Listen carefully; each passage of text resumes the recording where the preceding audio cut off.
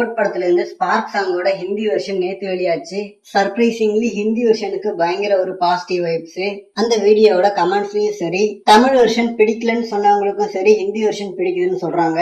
அது எப்படி ஒரு சாங் ஒரு லாங்குவேஜ்ல பிடிக்கலன்றாங்க, இன்னொரு லாங்குவேஜ்ல பிடிக்குதுன்றாங்கன்னு சொல்லிட்டு போய் பார்த்தா ஹிந்தி ப்ரொனவுன்ஸ் பண்ற அந்த சவுண்டிங்க்கு பேக்ரவுண்ட் மியூசிக் இன்னும் கொஞ்சம் பெட்டரா சிங்க் ஆகுது.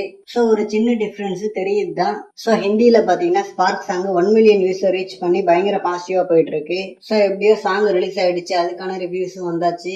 நெக்ஸ்ட் அடுத்த கட்ட கோட் ப்ரொமோஷன்ஸ் ஸ்டார்ட் பண்ணலாம். ஏன்னா ஜஸ்ட் இன்னும் ஒரு 30 நாள் தான் ரிலீஸ்க்கு இருக்கு. சோ காசம் குரூவோட ப்ரொமோஷனல் இன்டர்வியூஸ் எல்லாம் ஸ்டார்ட் பண்ணலாம். அண்ட் ஆடியோ லான்ச் இருக்கா இல்லையா அப்படின்றத முதல்ல கிளியர் பண்ணணும். ஏன்னா தமிழக வெற்றி கழகத்தோட கட்சி கொடி அனௌன்ஸ் பண்றதுக்கான ஒரு ஃபங்க்ஷன் இந்த மந்த் இருக்கிறதால ஆடியோ லான்ச் வேணாம் அப்படின்ற மாதிரி தளபதி சொன்னதா ஒரு நியூஸ் ஓடிட்டு இருக்கு.